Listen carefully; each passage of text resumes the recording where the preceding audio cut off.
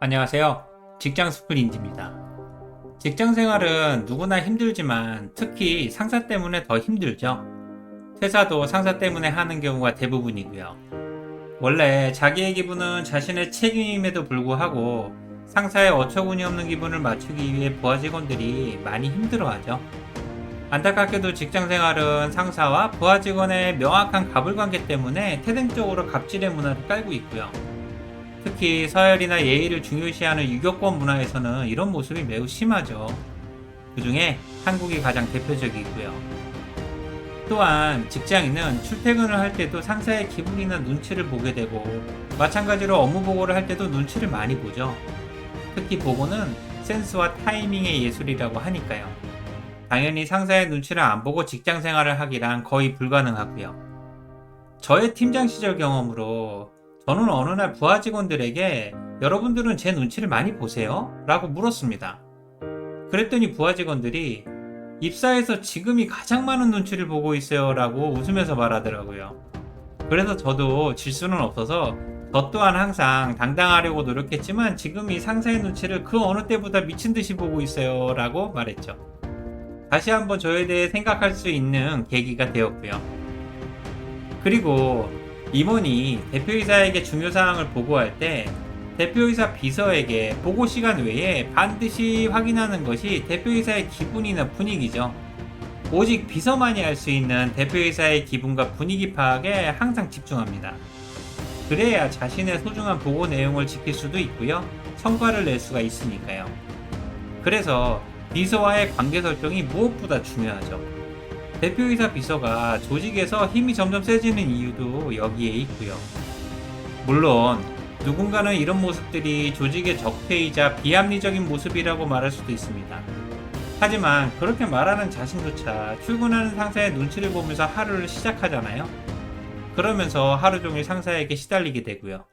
이는 분명한 이상과 현실의 괴리죠. 그리고 임원이 비서를 통해 대표이사의 기분과 분위기를 파악하는 것은 부서의 성과와도 긴밀하게 연결되죠. 보고가 센스이자 타이밍이듯이 최선의 노력이 담긴 보고 내용을 한순간의 기분 때문에 엉망으로 만들 수는 없으니까요. 게다가 대표이사뿐만 아니라 본부장이나 주요 임원들 비서도 모두 마찬가지죠. 센스 있고 인정받는 팀장들은 비서와의 관계를 절대 놓치지 않는 거고요. 어떻게 보면 비서들이 보고의 시작이자 핵심일 수도 있는 거죠.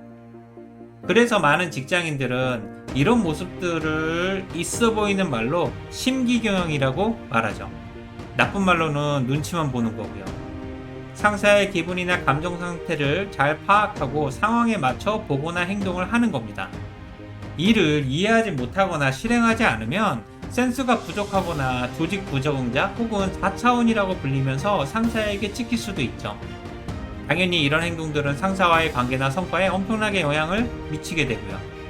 글로벌 회사들이 보면 조직 문화에 많은 문제가 있다고 말할 수는 있겠지만 솔직히 그들도 한국에서는 그렇게 자유롭지 못하죠. 점점 사라져야 할 나쁜 모습이기는 하지만 상사나 부하 직원 모두 인간이기 때문에 어쩔 수가 없고요. 하지만 이런 조직 문화는 상사의 감정 중심의 조직의 운영, 기분에 따른 의사결정, 부하 직원들의 스트레스와 아부 문화의 확산 등에 따라 많은 부작용이 생깁니다. 예를 들면 성과와 평가의 객관성과 공정성의 상실, 조직 운영의 비효율성이나 갑질, 부하 직원들의 사기 저하 등이죠. 이 외에도 부작용은 엄청나게 많고요. 하지만 가장 확실한 것은 기분과 태도는 별개라는 것과 반드시 개선되어야 한다는 사실입니다. 기분은 나 자신으로부터 발생하는 감정이기 때문에 어쩔 수 없다고 치더라도 태도는 함께하는 상대방을 생각하면 충분히 선택할 수가 있으니까요.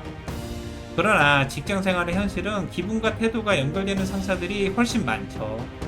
특히 사람은 누구나 이기적이고 배려가 부족하니까요.